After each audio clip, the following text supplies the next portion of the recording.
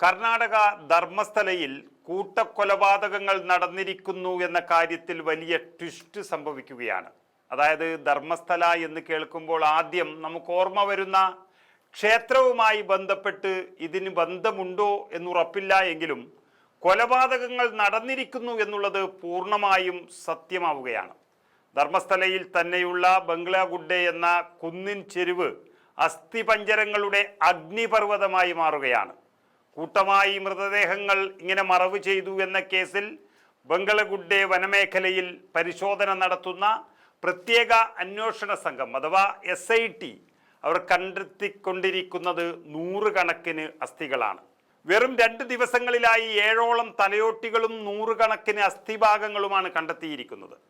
നിലത്ത് ചിതറിക്കിടക്കുന്ന നിലയിലായിരുന്നു ഇവ എന്നാണ് വ്യക്തമാകുന്നത്. ഇവയും നിലത്ത് ചിതറിക്കിടക്കുന്നു എന്ന് പറയുമ്പോൾ ആ മൃതദേഹത്തോട് പോലും കാണിച്ച അനാദരവാണ് അവിടെ വ്യക്തമാകുന്നത്. മൃതദേഹ ഭാഗങ്ങൾ കൂടാതെ കയർ, വാക്കിംഗ് സ്റ്റിക്ക്, വിഷം സൂക്ഷിച്ചു വെച്ചിരുന്നു എന്ന് കരുതുന്ന കുപ്പികൾ, അതുപോലെ തിരിച്ചറിയൽ കാർഡുകൾ ഇവയെല്ലാം അവിടെ ഉണ്ടായിരുന്നു എന്നുള്ളതാണ് കണ്ടെത്തിയിരിക്കുന്നത്. ഈ പ്രദേശത്ത് നിന്നാണ് 2012 കൊല്ലപ്പെട്ട സൗജന്യയുടെ മാതൃ സഹോദരൻ വിറ്റൽ ഗൗഡ ഒരു തലയോട്ടി കണ്ടെത്തി അത് മുൻ ശുചീകരണ തൊഴിലാളിയായ ചിന്നയ്യക്ക് നൽകിയത് എന്നാണ് പറയുന്നത്. ഇവിടെ മന്ത്രവാദ ശ്ലോകങ്ങൾ രേഖപ്പെടുത്തിയ ലേഖനവും കണ്ടതായി ഇയാൾ വെളിപ്പെടുത്തിയിരുന്നു. വനത്തിലെ ദുർമന്ത്രവാദ സാധ്യതയും അന്വേഷണ സംഘം പരിശോധിക്കുകയാണ്. ലഭിച്ച അസ്ഥിഭാഗങ്ങളെല്ലാം ഫോറൻസിക് പരിശോധനയ്ക്കായി ബാംഗ്ലൂരിലേക്കും മറ്റും അയക്കുകയും ചെയ്തിരിക്കുന്നു.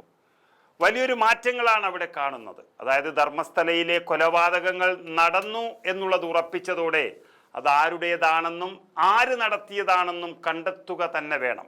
കൊലപാതകങ്ങൾ ഒരിക്കലും അംഗീകരിക്കാൻ കഴിയില്ല എന്നിരിക്കെ മന്ത്രവാദത്തിൻ്റെ മറവിലോ അല്ല മറ്റുള്ള പീഡനങ്ങൾ കൊണ്ടോ എന്നുള്ളതാണ് ഇനി കണ്ടെത്തേണ്ടത്.